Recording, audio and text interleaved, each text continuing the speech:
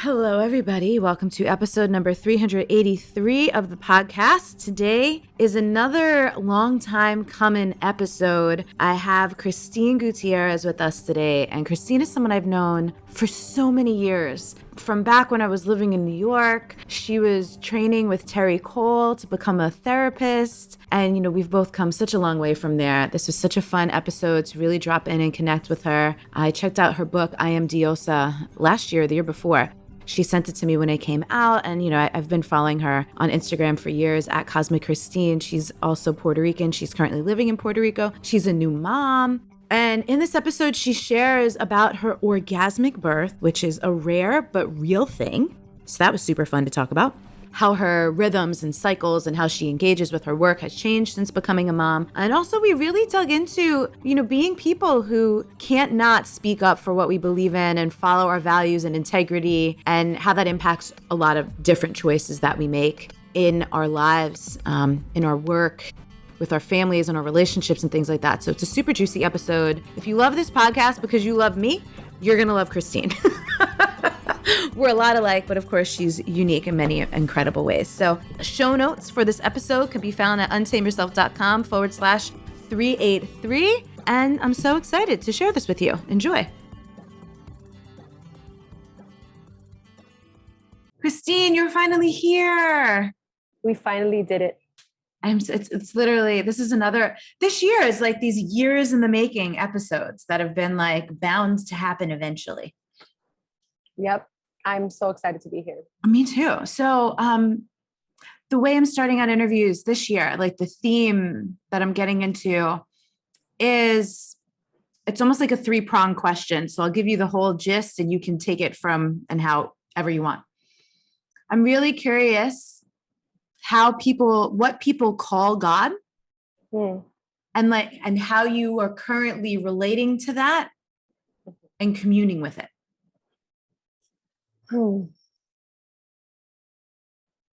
Right now, I'm calling God Mother. And for me, the whole journey of La Diosa, the goddess, mother, has gone so much deeper since my initiation as a mother and going through that portal.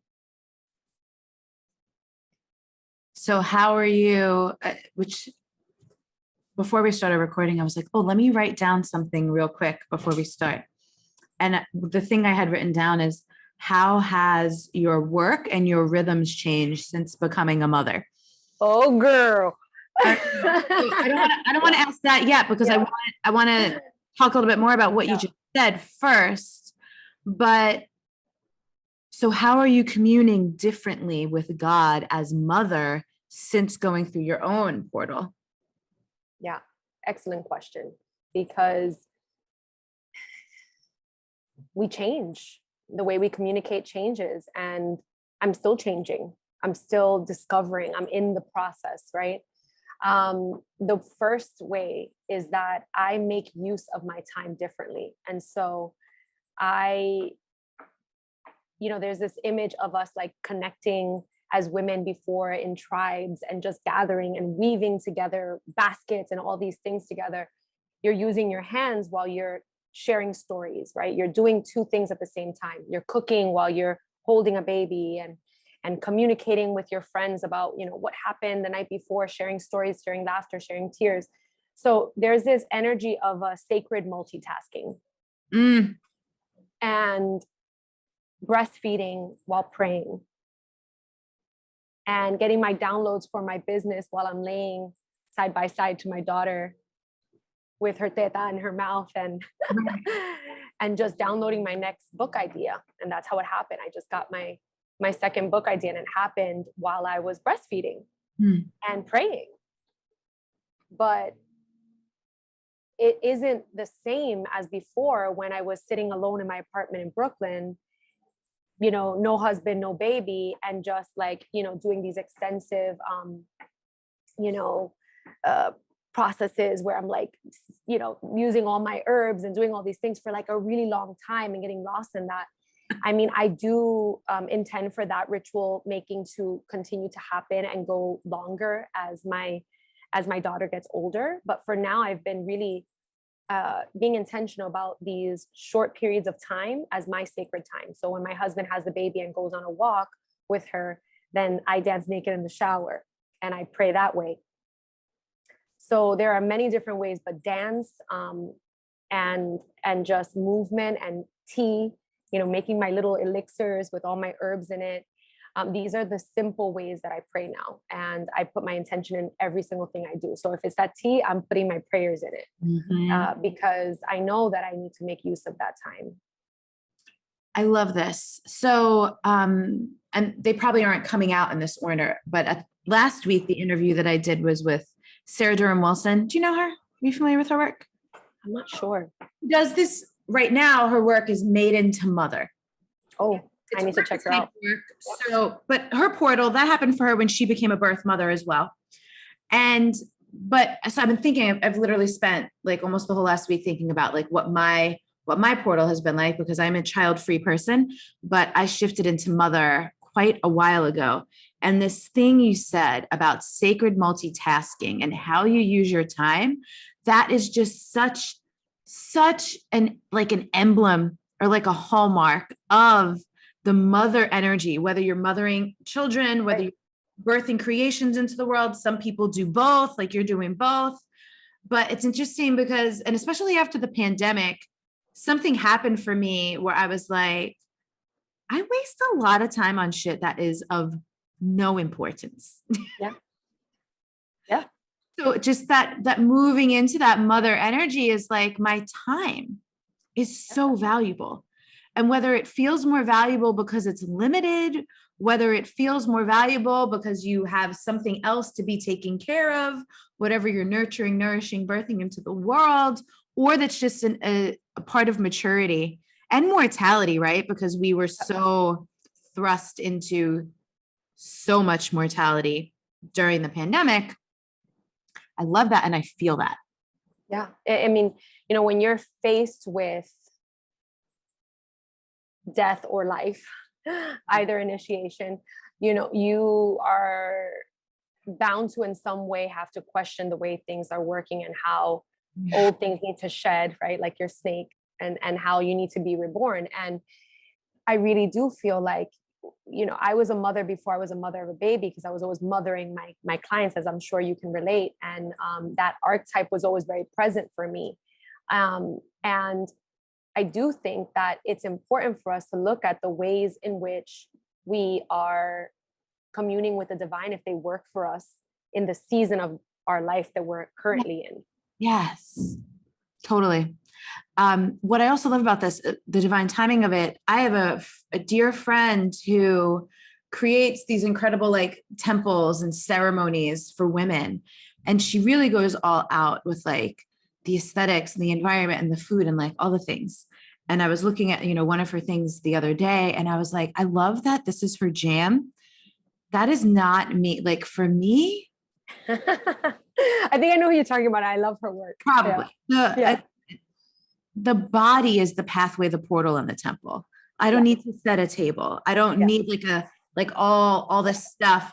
But again, like that's her medicine. That's her magic. Like, but for me, I'm like, it's us. And the other thing, I do my Saturday sillies on Instagram. Mm-hmm. A couple of weeks ago, I posted one that literally so many people have messaged me about, and I think about it every day, which was like the spiritual starter pack and the spiritual advanced pack, where the starter pack was like crystal and tarot cards and the herbs and the essential oils and all the stuff. And then the advanced pack was a cigarette and a cup of coffee. That's right. Yep. I saw that. At a certain point, like, yes, we might still work with crystals or have our incense or all these things, like you're saying, your herbs and your teas, but we can drop in and access anywhere, anytime. Yeah, the truth is, I remember when I first went through my, whole initiation and like Kundalini activation, speaking in tongues, the whole nine. I don't talk about it all the time because it's a weird thing to talk about with most people. But yeah, I don't have it like on my website somewhere. But after that happened, I was like touching people and they were having all this, activations happen. shaking on the ground and releasing and purging. And I remember in the beginning, something happened where I realized that there was nothing outside of me. It was just my communication with whatever I call the divine that was my way. And I was able to access that and go into that zone without needing external tools. Now, the external tools, if they're fun and they work for you, it's beautiful because life is ceremony. So whatever ceremony for you. But I also, studied as a tantrika in addition to my training as a therapist. And my tantra training is that God is, the goddess is found in the body. And actually my lineage of Sri Vidya, Tantra is about the Shaktiism. So it's the feminine path of the divine. And it is all about activating the body and how when we dance, and that's what I do. My daughter goes to sleep. I dance by the bed like a lunatic and I feel her. I feel that awakening.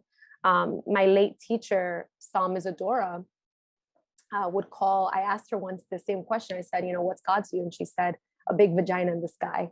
And I was like, yeah, it's her, right? Yeah. It's her. I love that.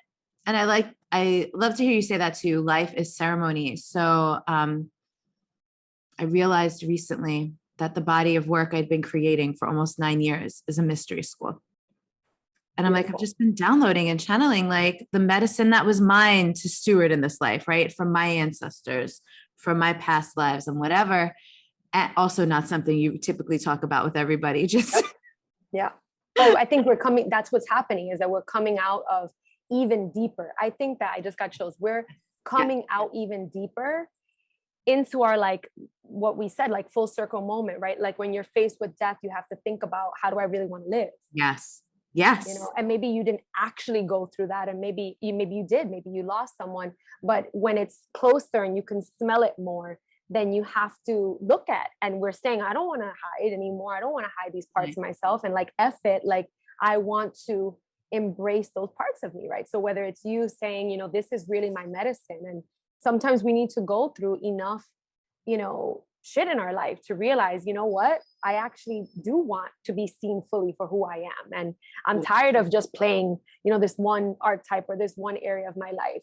I was so scared for so long to offer and to really talk about money and business work and really go there. And I was like, but that's what I talk about with my friends and I love it. And I got scared. Yeah. I was like, everyone's doing it. I don't want it to be like a trend thing, but I love it. It's genuinely what I love, particularly with Latina women and women of color is like my main calling, but really all women that are called to work with me in that way to help them birth their soul business. So that was a way that I came out of my shell too. But I think we're finding that more is, how can we give ourselves permission to be more and more and more and more who our soul really is meant to be here on earth? 1,000%. And so this is part of the medicine in my school, like I call it sacred embodiment because, we've known each other for a long time. I've been doing embodiment work for a really long time. And now it's like a word, it's pretty much common vernacular, like in this, and it's funny because I'm like, of course I didn't invent embodiment. It's predates me by centuries and millennia, but in terms of the internet, I certainly was one of the earlier people, like really talking about this on the internet, like 9 years ago. And now it's like, everyone's a fucking embodiment coach. But so this was part of like the medicine had to like changing the names of everything to be like, okay, but this is sacred embodiment, right? Like I'm not a trauma healer. These aren't like the scientific, psychological, somatic practices, although that's there. But this thing that we were just saying is like the body being the portal. And like you're saying, you could tap into, there's a stream that you could tap into any moment. Yeah. Any day. Right now I feel it. Moment. It doesn't matter what kind of mood you're in either. And that's the other thing that's so important. Yeah. Right? It doesn't matter. You don't have to be good vibes only. You could be in the shittiest mood ever. You could be negative Nancy up in here and you can tap into that stream. Yeah. I think that that's really important. And that's a big part of my work is that knowing that there's a sacred in all emotions and that, it definitely has to do with my background as a therapist, but in general, just who I am as a person, I consider everything sacred. I consider, there's holiness in the perverse, there's Yeah. beauty in the breakdown. There's all this contradiction of medicine found in all places. And I think it's a really boring world if you think that you can only connect to the divine when you're happy, because actually the divine most seeks to connect to us when we are needing it. And there's a different taste of the divine in your mouth when you are in a shitty place in your life, and when you're really breaking down, when you really are raw and vulnerable, because you become like the divine child that needs the sacred mother, that needs the sacred father. So there's a tenderness there, and it's just different. It's not better, it's just different. But for sure, I think that that's something to, bust the myth around, is for anyone that's feeling tender, emotional, blah, blah, blah, is that that's a wonderful place to be, to connect. And it doesn't need to look like a zing of power, like, oh, this elated energy. No, it can just be a really tender, soft hug while you cry. And you know what? Something I've been working the last couple of years is how can I be tender and soft even when I'm not in like a vulnerable place? Yeah. Right? Like receptive in that way, even when things are great or just fine, just like neutral, so that I don't have to find chaos or trauma or drama to get to that tender place, Yeah, because that's another thing, right? When you're used to a certain kind of way to access the divine, you can get used to only going to seek the divine in that particular setup. So then you have to, look at your life and say, am I connecting to the divine only out of desperation? Yeah. Or am I recreating a pattern to feel that tenderness in this example, right? Or can I experience it in all moments, and let it be just a normal part of life, right? And that way you subconsciously are not recreating patterns just to go through that whole loop again. Instead, you're just really co-creating in an empowered way, using the tools that you have. Because that's why we do this work, right? We do this work so we can really, truly break free. Yeah. Yeah. Okay. So let me come back to this question. You kind of touched on it, but I want to go deeper. So since becoming a mother, how have your rhythms changed? How has your work changed? And I literally mean like your work, like what you do. Because I've seen you literally all these offerings. And one of my women who did my teacher training last year, Sonia, has done, she's in Puerto Rico, has done some of your circles. And so I know you're doing different things now too. So I wanted to hear about that. Yeah, I mean, in terms of rhythm, everything has changed. I am slower. I am more mindful about live time. I have shifted mostly everything to online, but in a way that I show powerfully during a container of time, and then I disappear. Yeah. Right? My main focus is my daughter and mothering. I didn't know I was going to be that way. I didn't. It was total, I was open to the mystery. And for me, just being fully hands-on, playing with her, breastfeeding her, and all these things, that has come first. And so my work and my clients know that now, that no matter what, I will pause and breastfeed for my daughter. I will, if she's speaking to me, I will always respond to her, no matter where I am or no matter what I'm doing. And then continue and flow, because she is my North Star. And so I integrate her in everything. So from 8 weeks old, we went to Vieques in another island in Puerto Rico, and I did my Diosa retreat. The difference was that I co-collaborated with two powerful healers here, Beatriz Boning and Jamili, who helped me hold space for circles. I had never done that. I had hired people to like co-teach, but I had never held space with other collaborators, and it was so powerful. We were like the Holy Diosa Trinity, really doing spiritual surgeries, purging. And the work in that way has always been the same, but the way that I collaborated and the depth in which I collaborated with other women went to the next level, because I needed to be held. Yes. And I had more support because I had a doula, quite literally, her birth doula for me, but also for baby Magdaluz and for my husband too, because we were all there. So there was this need and a recognizing that I deserve that, not only now, but in all seasons, and all women deserve this. We deserve that support. We deserve to collaborate together, because even if you don't have a child, we have emotions.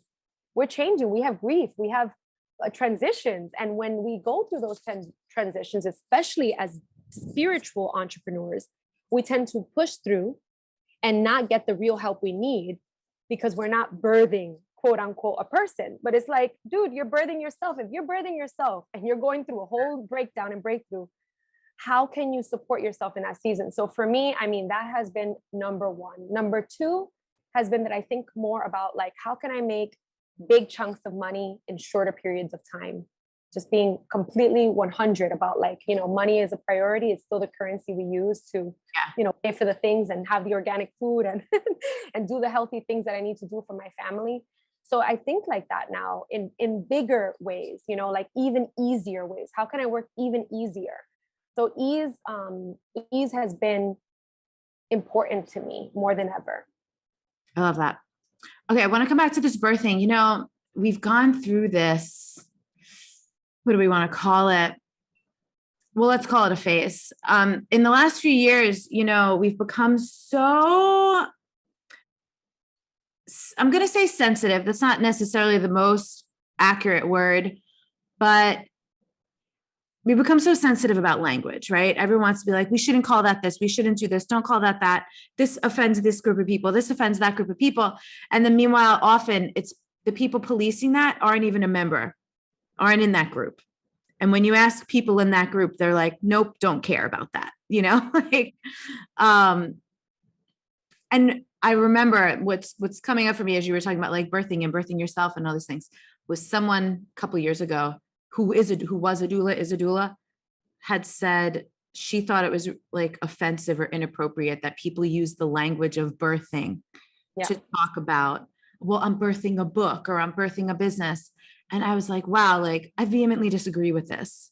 Yeah. Because birth is such like, that is what is happening. It's just different. Like you're not birthing a person. And I don't think anyone is ever trying to equate a creative birth with a physical human birth. Yeah, I think that, you know, we get to say the things that feel right for us as long as we're not hurting others. And I feel truly, now that I've given birth to a baby, it's a totally different experience. Like you said, no one would even dare to say that there's that's not what anyone is trying to say. Birthing a project feels relevant because it comes from, you know, the cosmos into creation. Yes. And so there's some, and that's poetry, right? In poetry, what we do is we use language and we compare things that don't belong. And so poetic language is the way that the mystics speak. You know, any mystic and any kind of, you know, spiritual teacher will usually try to access that part of your brain by comparing it, using these analogies to help you understand things on a deeper level. So I think that I love poetic language. I can only speak to that and say, you know, I think it's important to use the language that feels good. So yes. And this is a really good point. I like this distinction that you're making because I find actually, even in my clients, like the people who love, I use a lot of storytelling in my work, and the people who love my metaphors typically tend to be the more mystically oriented people. And that's not like better. We're not talking about like, there's no hierarchy, there's no superiority, but it's resonance or it doesn't resonance or dissonance, you know? I also wanted to ask you, for anyone listening who either has had the experience, is going to be like able to relate, or anyone who might be thinking about having the experience, tell me about having a doula. Yeah, I loved it. My doula is one of the people that goes to all the trainings and does all the things, and she's spiritual, but she's technical. And her name is Andrea, and she came to my retreat. She came to my retreat, my Diosa retreat, and I met her there. And I remember seeing her and saying, "You're going to be my doula one day." And she ended up being my doula and taking care of me and my husband and the baby. And really, she was my support. She did my yoga classes. She held my body as I gave birth. I did a home birth, and moved me and told me, "Qué rico es parir," how delicious it is to give birth. And she kept on repeating that to me. And her energy and her presence really allowed me to feel safe. And I would say that her and my husband were my rock, right? Besides my spiritual connection. And I was able to, I don't think because I had those things, I think it's also like a mystery who gets to have these orgasmic births and who doesn't. I don't think you can do all the things right and then it happens. I think that there's so much more to that. I don't want to imply that, that this is for just anyone, but it was my experience that I had this magical, powerful birth. And it was pleasurable and amazing. I kept on saying, "Oh my God, I love it. I love it." I made my husband suck my nipples as her head crowned. So she's going to be totally embarrassed in the future when she hears this story, but suck my nipples. Mom, please stop telling people the nipple story. Please, don't tell anyone. Such a Scorpio mom thing, right? Like, don't do it. I'm going to like hold myself to do it until she's older, but it was beautiful. Mom, please. She's going to be the like rolling her eyes. You know how we all have all of our parents or like grandparents or loved ones, whoever raised us. There's always those stories where we're like, oh, not again. That's going to be nipple story. That's going to be hers. But she was there pre-birth, during birth, and post-birth, because we also hired her as my postpartum doula to stay with us and the baby and help us overnight with her. So, and she still comes to retreats and helps out, and she's a part of our life. She's my soul sister. I love this. And then helped mother her, and she helped mother me. Oh, and then this doula word. This is another word. I like to call things doulas. I'm helping my friend launch her first podcast, and I'm her podcast doula, because like bringing something into the world. And I love that they exist because we all need that. Yep. Right. In this culture, the way society is for most of us, the way we don't have a village that we're built to have, these doulas are such a friggin' blessing. They are. I mean, absolutely. I mean, I wouldn't have been able to have the level of presence that I had in my birth had it not been for her. Yeah. Wow. I love that. Okay. So what else is happening? How old's the baby now? She's going to be 10 months in how many days? In 3 days. Amazing. And then, so what's happening? So you said earlier, you're moving into this, like helping people birth their soul business. Yeah. So what? Yes, go ahead. Doing all the things. So I still do my Diosa retreat, but now with more support. This is like the spiritual purge where I hold space for people to like really go into their childhood traumas and release and shed, and on a shamanic level, really. Yeah. And really help integrate and call back all their soul pieces. I have my second book that it came through the portal of breastfeeding, and I was waiting, and I did 2 proposals and it didn't feel right. I was like, this is not it. So like, important for people to know, it's not always the first idea, the second idea. It was the third one, full proposal. Like, and it was like, this is not it. This is not it. And life will show you what you feel aligned to. I only write about what I'm really going through, what feels relevant for me for a significant period of time. And so I didn't want to write about the topics that came through at the time. And so that's coming next. My affirmation cards are coming that I had done so long ago. And this is the beautiful thing about this season, is that the things I planted before have been able to come through fruition now, as I'm in this phase of new motherhood. And it allowed for more ease in my life, because as a business owner, as an entrepreneur, I really thrive on doing things that creatively bring me joy, that bring big impact, but that are easy. Because I'm not the kind of person that likes to like hustle and like work a lot. It's just not my jam. I never have been that way. It may look like I do a lot on the outside. People are like, oh, wow, you do so much. How do you do it? And I'm like, it's so funny, because in my day-to-day, social media doesn't show you anything. My day-to-day is I wake up, I'm with my daughter and my husband. My husband is in charge of all the food because I exclusively breastfeed. So he cooks for her. And I'm just full on mom mode. That's my mode all day. And then I sprinkle in throughout like little ideas, and I write, and when she goes to sleep, I'm writing on my computer, but really that's what my day looks like. So it may look like I'm doing a lot, but I actually don't work that often. And I with my daughter. Are you into human design at all? I've heard of it. I'm a manifesting generator. I was literally going to be like, are you a manifesting generator? Because I'm a manifesting generator. Yeah. And same, like I obviously do produce, put out so much, create so many things. And I always say to people, if you knew how much time is downtime for me, you would be shocked. But I also think this is part of being a mystic, because while it doesn't look like we're doing anything, right, that can be like, I had this experience recently where it feels like for the whole first 3 months of the year, I was incubating. Like I started out with an emergency surgery, then I was recovering, and then I was like reevaluating, reorganizing. And then it's been like the last 3 weeks are kind of like this birth canal where it's like, okay, and now where the website is getting updated, this is happening, that like the deliverables are happening. But honestly, there was like a 3-month runway leading up to that. It's just all, you're seeing all of it now. That's a very manifesting generator thing. It is. And we can reframe what it looks like to work, right? Yeah. Like there's a season of creativity that's important in that process of when you do a soul aligned business, you know, you need that time to really be with yourself, to go through those transitions, to learn what you need to learn from. So for me, that's the way I like to work. That's how I like to craft my days. And I'm really going to be stepping into that even more. As I move forward in my business, I really want to craft even more luxury for myself, because it was something that I was always scared to like own.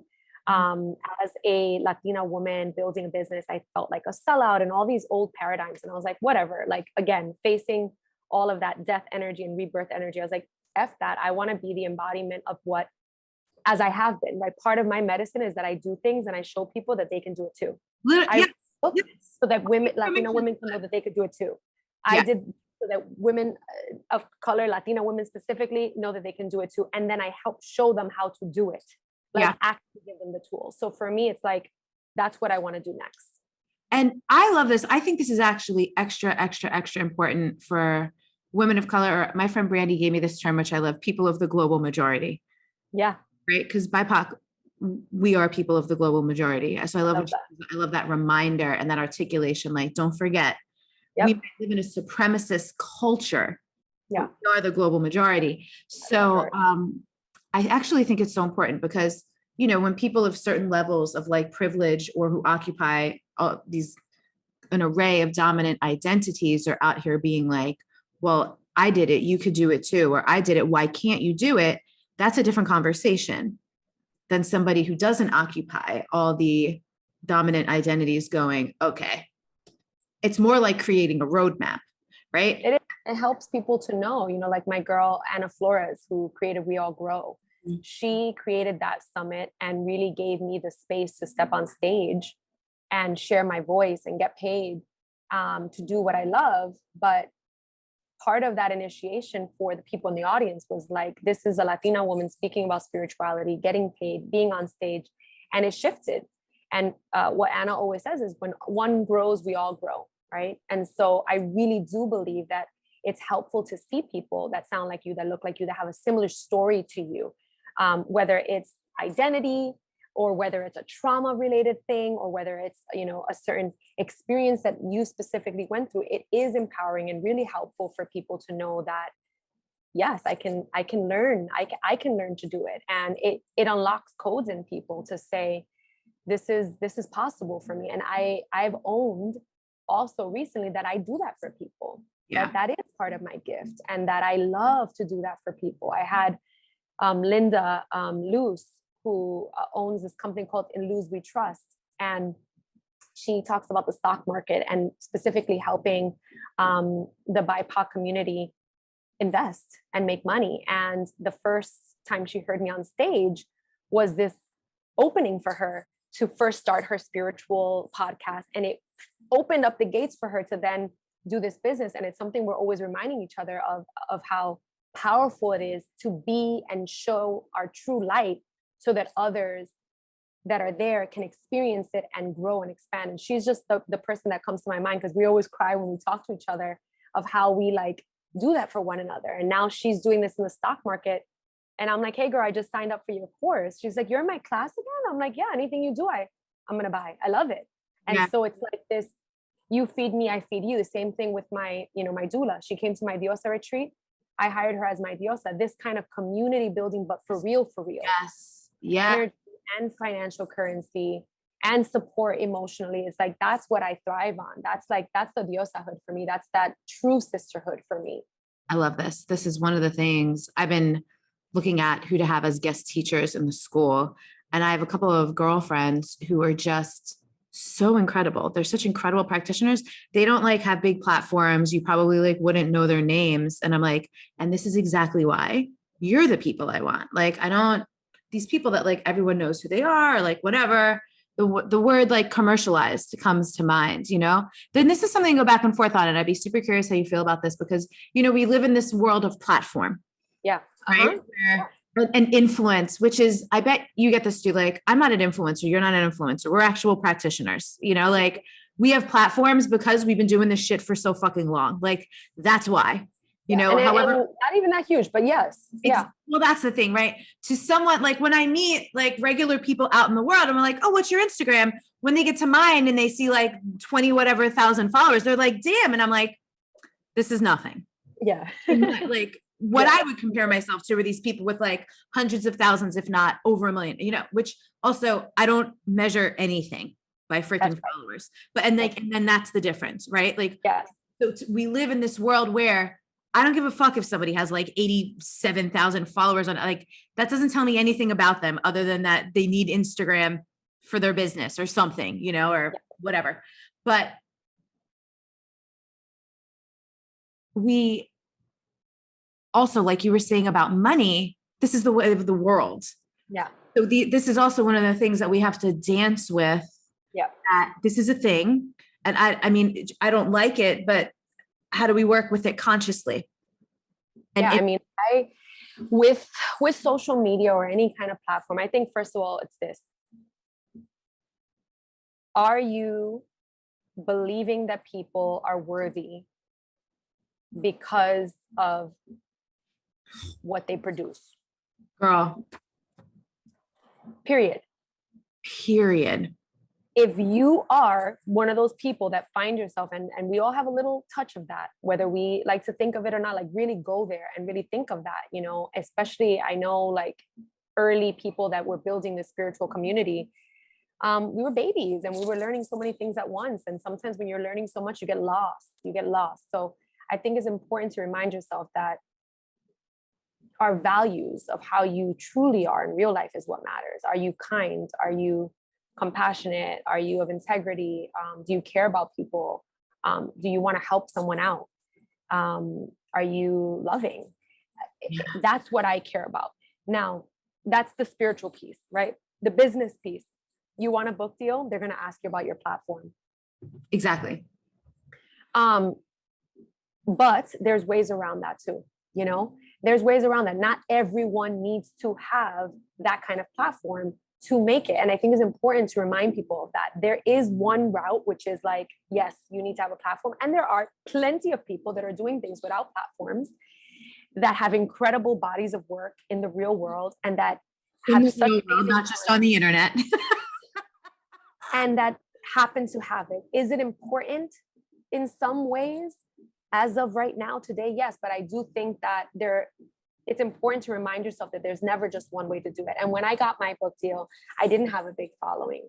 I had like 10,000 followers, which was still bigger than what most people thought at the time, you know, but what it was like, here's my body of work. I'm different. There's not a Latina voice that's speaking on spiritual topics as a therapist, and a lot of work, like doing the work, right? Like living the embodiment of that work. And so I think it's important to not get caught up on those things and to first focus on the body of work that you're creating and how you view people should be on their hearts and how they show up, period.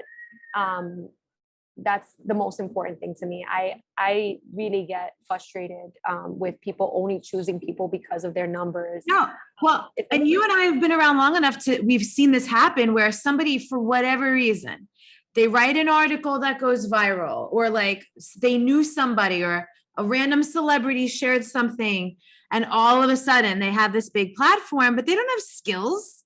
Yeah. Or they don't have like experience holding space, creating containers or whatever. But now all of a sudden people think they are somehow qualified because like followers does not equal qualified. Sometimes. No, sometimes. Yeah, exactly. And I think it's important to use discernment and to really think about, especially if you're learning and you're just starting out, to really focus your time on doing the work. Yeah. So you can I mean, in your own life, but also doing the things that you need to do to be a proper space holder so that you can be safe and not hurt people.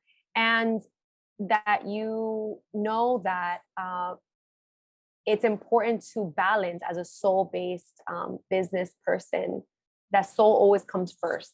Yeah. And I mean that even when you gotta let go of something that you don't want to because it's making you money, or you're like, fuck, I know I could do this thing and it's gonna be great, but it doesn't align with your values, that it's a no, that it's always a no. And if you do that long enough, you will be rewarded. You will. And the reward is what? Being in integrity with yourself first and being honest. And I think that I've had a very slow road to what I consider, my path. It's not one of those where that blew up with tons of followers. I've always been like this person that, my definition of success, by the way, is alignment with soul. That's my definition of success. And so for me, I am successful. I'm in alignment with my soul, and I produce bodies of work that all are truly me. There's no more success that I could, be great. And I live off of my work, which is a blessing. So, but it's not, everyone's dharma is different, and everyone, needs to really look at, don't compare yourself to others, and really stick to what it is that's burning inside of you to birth, and what's burning inside of you to create, because that's the thing that the world needs from you. I really do believe that, that when we listen to ourselves deeply and we allow ourselves to keep shifting and growing, and not getting caught up in the midst of whatever the new trend is or the new thing is, and if you really listen to yourself, you'll see that you always come out winning.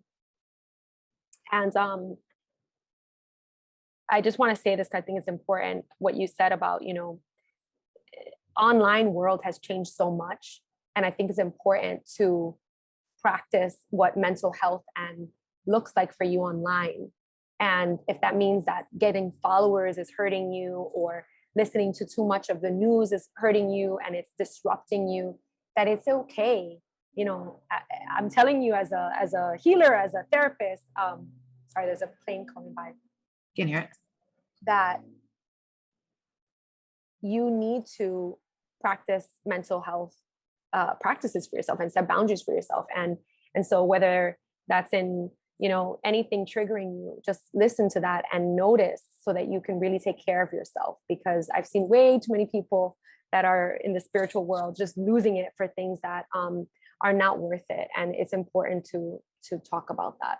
1,000%. So I wrote down a couple of things. So we have this in common. I actually hate the term late bloomer, because I believe in divine timing.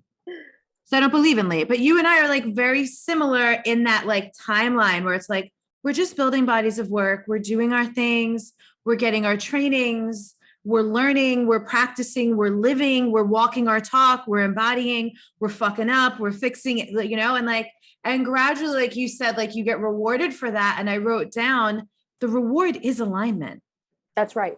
Like the reward is being in alignment with what you do.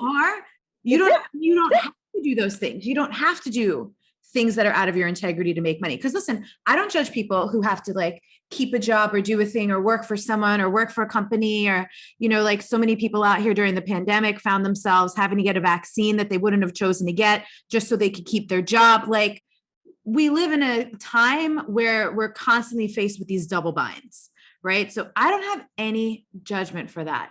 But when you have the courage to really live in alignment with your values and your soul, literally the word is then being in alignment. And this is what I find, the success comes more easily. You were talking about ease a lot.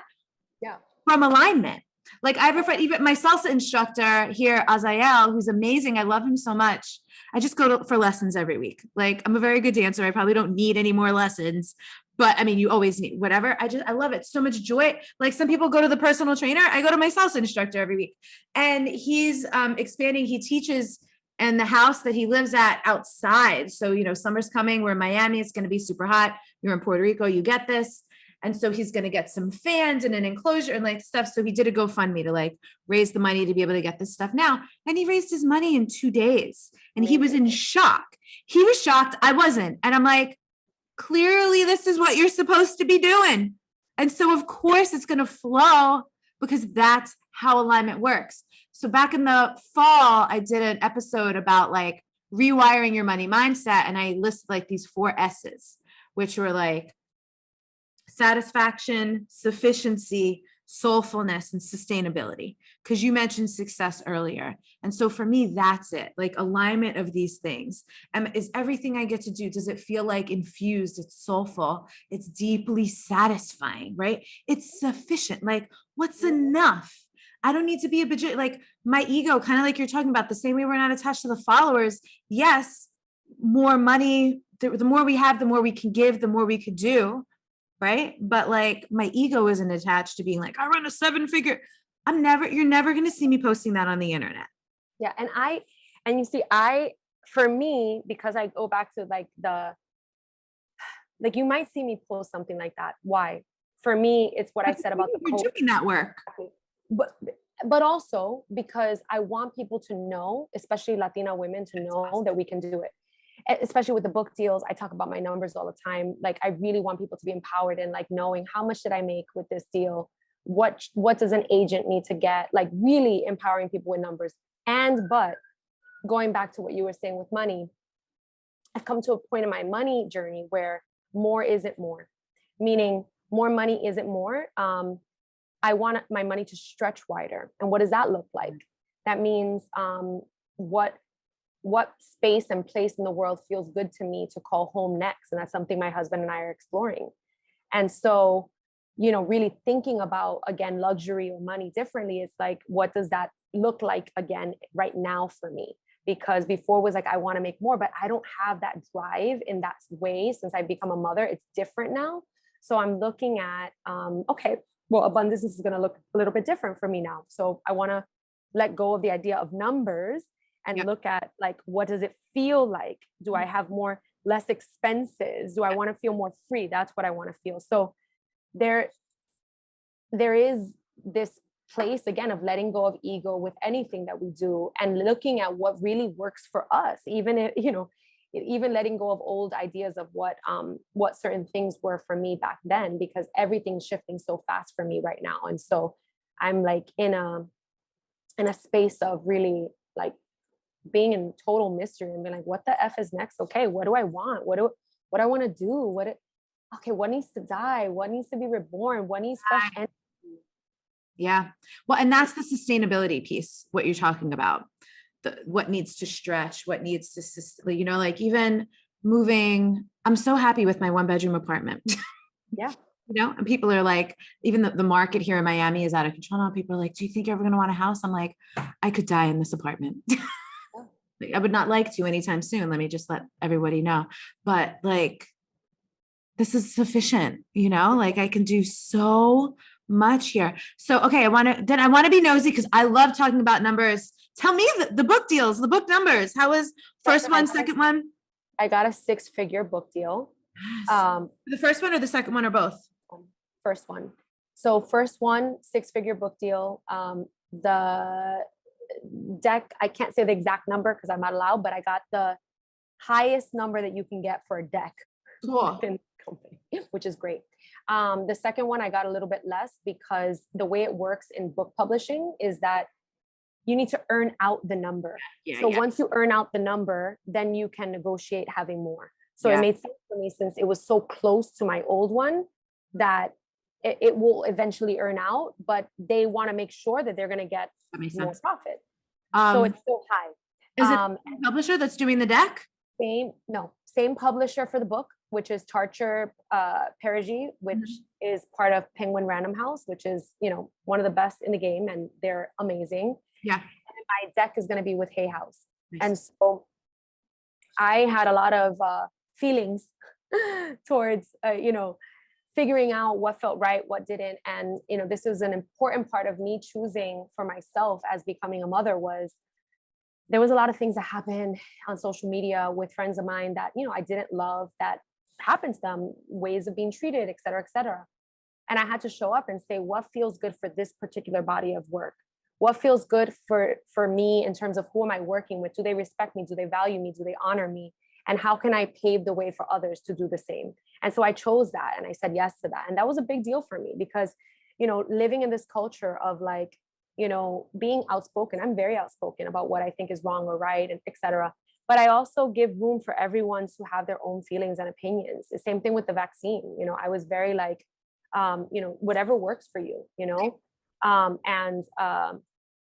I wasn't that way in the beginning. I was more like, oh, but I don't know. And, you know, science and this and that. And I waited and I was hesitant. It was all these things, but it was a moment in time. And I think this is a moment in time for so many people to really say, how can I choose me and how can I choose to be loving amidst different opinions? And so my book, The Deck Deal, was kind of like that for me. I had to really go in and say, does this feel in alignment with me? Even though in the past, there have been things that I thought were in alignment with this, you know, company, with some of my friends.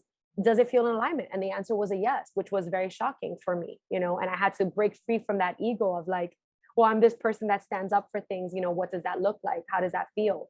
But I'm a mom and I have things that I want to do. And I have things that are a yes and a no. And it was a yes for me, despite it. And so that takes a lot of guts, you know, for anyone to stand in the conviction of what it is that's right for them. And I'm happy that that I chose that for myself. But I think that again, in the spiritual world, we're dealing with a lot of opposites. Totally. And people feeling like they have to choose a side. Yep. If not, then they're not going to be loved or worthy or good enough. And I just want to, you know, break that myth, you know, and just say again that it is complex and there's no right or wrong in totally, unless you're like abusing someone. And companies are complex and Amazon is complex and everything's complex. And yet I still have to use it because I'm here in Puerto Rico and that's how I get so many of my daughter's toys. You know, there's so many things that are complex and so nuanced. So I say that all to say that, you know, when I announced my deck deal, when I announced that, there's things that are more publicly known and there's other companies that other things happen and no one knows. But at the end of the day, are you choosing to be of integrity to what feels right to you? And are the people honoring you? Are you going to do your part to help others? And my answers when I sat with my soul were, yes, I'm going to help pave the way for others to do the same. So yes. And all of that jazz, but it's really important for me because I think it's so this important. is part of my practice. And I'm so glad you brought this up because this like choosing sides thing, again, like there's a lot of people out here who want to call themselves spiritual, who want to talk about their relationship with God or whatever, or even call themselves a mystic. But the fact is you're really not if you can't get into the nuance and if you can't get into the gray, because that is the mystery. That's where the mystery lives. This is all about paradox. Yeah. And I don't love paradox. That we have in this time of like so much, but at the same time, so many of the people I love, like just if we're taking one topic, you know, with the vaccine, like so many people I love didn't, and so many people I love did. And I don't have to share what I did or what I didn't do publicly, and no one else had to. But at the same time, like it was a stand for love for the people that I love because I respect them. Yeah. And as long as I think people are being careful and honest about health, as we should always be, yes, then I think that's important. And the same thing with anything we decide to do with our businesses or anything, like we really have to be delicate and really understand that there's so many different things that go into someone's, you know, ability to choose something, right? And so many. So let's just, you know, now that we're coming out this other end of, you know, all the things, let's just try to practice that. And if someone is doing something that you think is really awful and you feel called to speak on it because that's part of your dharma, then do you, you know? I'm discovering what my place is and how my voice is best used. And I've gone to one extreme sometimes and I've gone to another extreme sometimes. And right now I'm kind of like chill. I'm kind of in a place in my life where I'm just like, I have so much stuff going on in my own world that I just want to be who I authentically am and try to practice kindness as much as I can. And if I need to speak out on something, trust me, I will. But I feel good about that. I feel good about that. And I feel freedom in that because I'm not doing something because someone thinks something of me. I don't need to prove anything to like anyone online. Because that makes it performative. That makes it performative. That's like literally the definition of the opposite of who I am. Like, I just can't. If I feel forced to do something, I can't. I have to be real and I have to share who I am. So that's who I am. That's what it is. That's what this work is about for me. And no matter what, that's how it will be from here on out. It's just keeping authentic. And I love, and this has been one of the strange blessings of the pandemic, is people actually finding their voice, finding their lane, finding what they want to speak up about, what they don't, what is private, what is nobody's business. How do we mind our own business? What does it mean, like, to care for your neighbor as you care for yourself, while also without sacrificing or dishonoring or disrespecting yourself? And it's funny because in the beginning, and the vaccine has been like such a thing to bring this out and bring this forward for so many people. Because in the beginning, like, I wasn't really saying anything publicly, and people were just assuming I was vaccinated because, like, the company I keep. But for me, I was getting, I'm an embodiment person. My body was like, no. I was like, okay, if my body's a no, I'm a no. But, I'm going to take every precaution or whatever. And then at a certain point, when things started to get really shamey towards unvaccinated people, I started to speak up, not for not getting the vaccine. I'm bodily autonomy. Like you said, whatever feels right and best for you and your family, please do that all day long. And again, whatever choice you make or don't make, like, be respectful of other people, be considerate. But it's funny because I was speaking about that, I was getting some people thinking I'm anti-vax. And I'm like, no, I'm try to force anybody to do anything.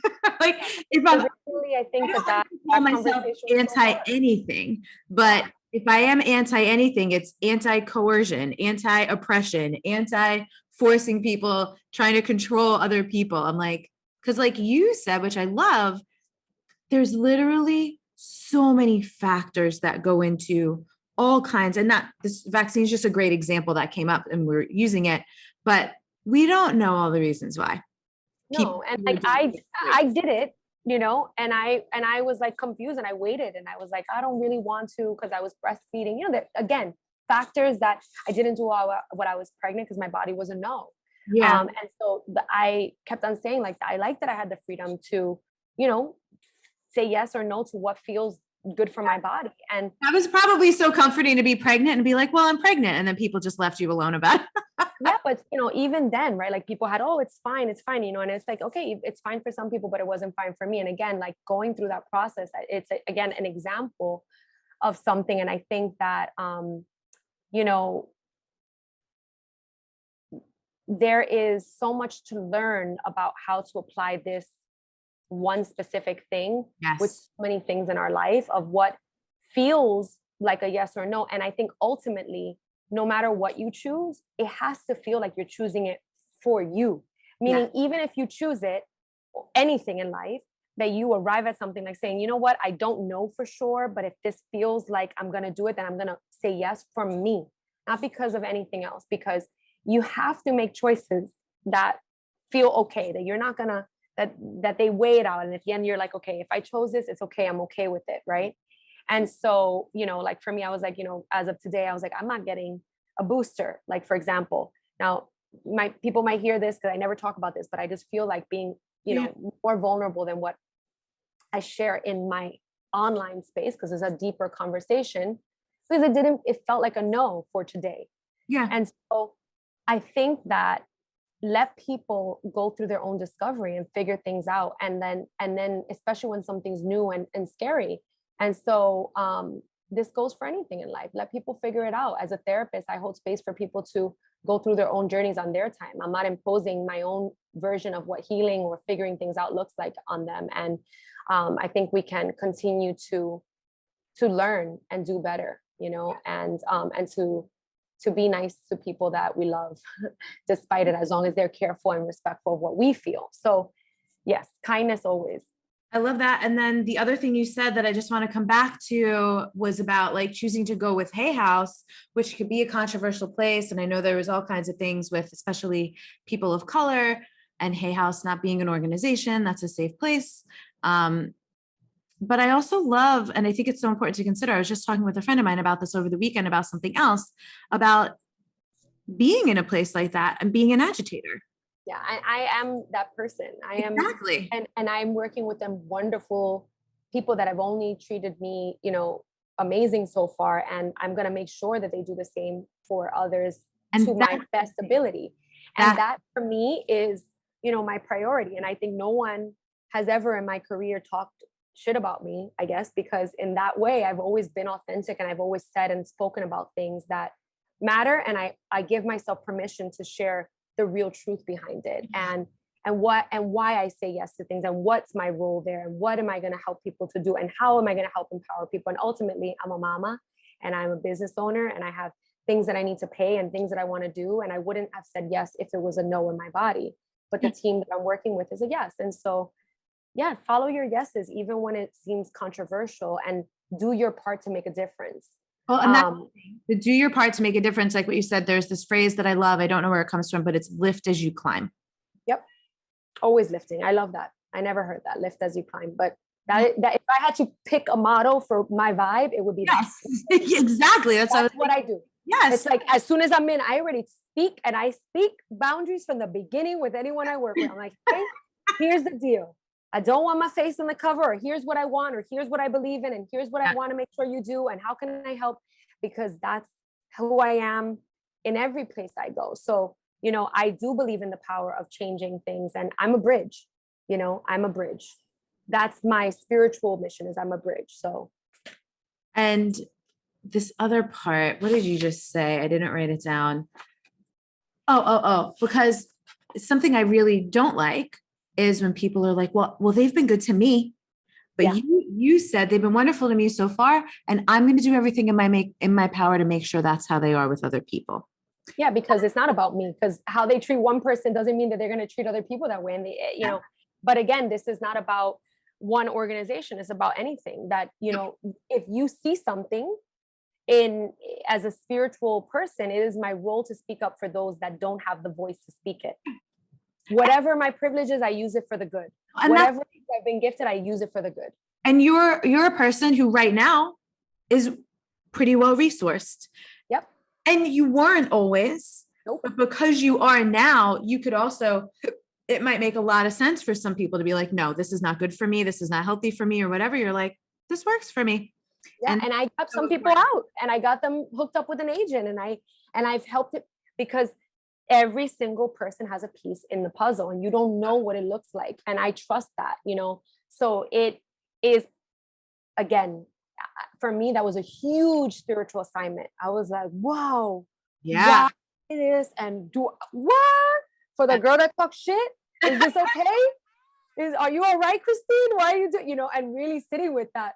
And being like, giving myself permission to move and weave into places that aren't necessarily black and white. It's just gray. And I trust myself. That's what it is. I know me.